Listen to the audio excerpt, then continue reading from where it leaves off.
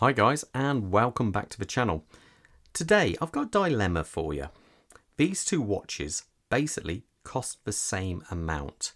Both come in at approximately £2,700. Here we have the readily everyone knows the Breitling Colt 41. This is actually known as the silver dial.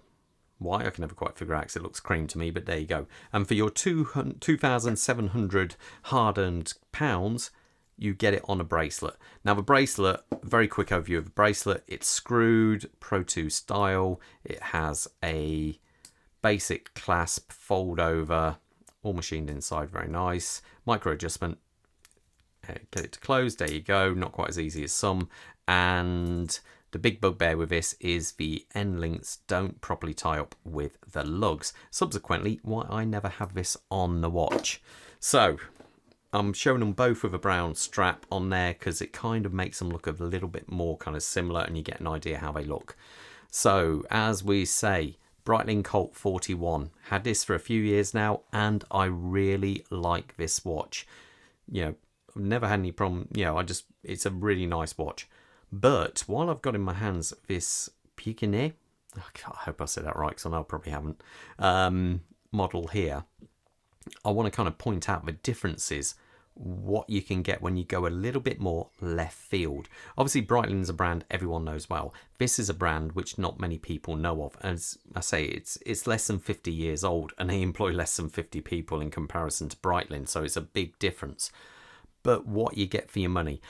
These watches, 41mm, 42mm, 11mm thick versus 12.5. Both have a lug-to-lug, so the longest point across the watch air, 50mm. So they're very similar, but I must state, this is a lot heavier than this Breitling. It's got a bit of weight to it. Both have a bandwidth of 20mm. So let's zoom in a little bit closer there. Now, dial-wise, they both have nice dials. This one obviously has the more sportier looking dial of the two, I'd say. Very big block raise. Some people don't like the fact that you have two markers at 12 and 6. I personally like it. The loom on this is very, very good. No problems there. And we have the date at the 3 o'clock position and a very tasteful, I quite like that red tip on the second hand. So that I do like. But this, I say, is a little bit different. I've got to put it to the side there so you can see those blued hands. This is a bit more elegant, tasteful, well, not tasteful, but a little bit more dressier than the Breitling. Yes, we do have the raised markers, but there is no loom on this watch, which is a little bit of a shame, but one of those things. We have those amazing blued hands, as I say, the Fern-de-Lis coat up there, which just looks really nice, and a little bit of a play on colour. We have a dial at the 6 o'clock position there for your running seconds hand. Now, both these watches are water resistant. This one is 200 meters, this one 100 meters. So far, let's face it, the Breitling seems to be the more packed, action-packed watch here. After all, it even has a bezel and quite a nice action on the bezel there. Let's zoom back round because you know what it's like. It has the line up. Have I gone one bust? No, that's all right. That's good. So when we come to the case finishing, this one is more polished. I must point out this is a used watch and has been used daily. So I think I do like the stark kind of feel to this, but I like the kind of tasteful play they've done with the lugs there. I think it is just something a little bit different. This has a screw down crown, signed. This one doesn't. But it is signed. I say both are water resistant. So far, you have to say the Breitling is the one to go for. As you flick it round, you have a solid case back, and under there, all you have, I shouldn't say all you have. What you have is in essence, an ETA 2824 chronometer spec watch. So very accurate, very good on the time grapher. It works out, no problem. This watch is an accurate watch, so no problems there. Now, as we turn this one round, this is where it all starts getting very interesting. We have this. This is an EPM 02 in-house movement. And I do mean in-house movement. We're not just talking about like whether Breitling here rebadges a 2824. This is a proper made by themselves. Now, as you can see, there's no rotor on the back of this one, so this is a manual wind watch.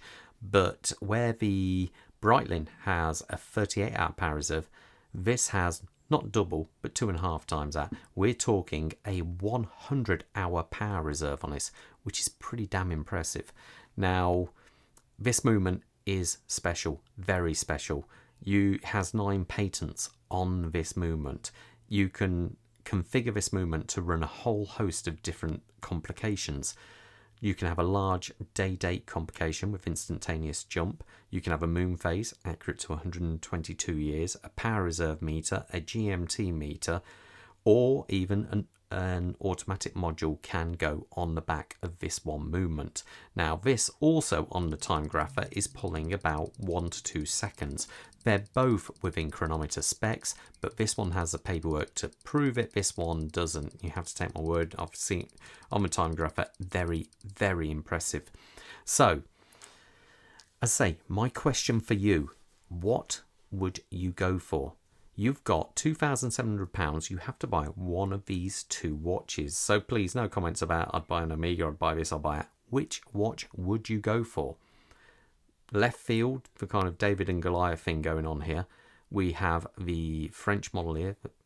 So it's a tough one. I do like both watches, but which would you rather live with? Please let me know in the comments below. Okay, all the best, guys. Stay safe out there, and I'll see you at the next watch review. Bye.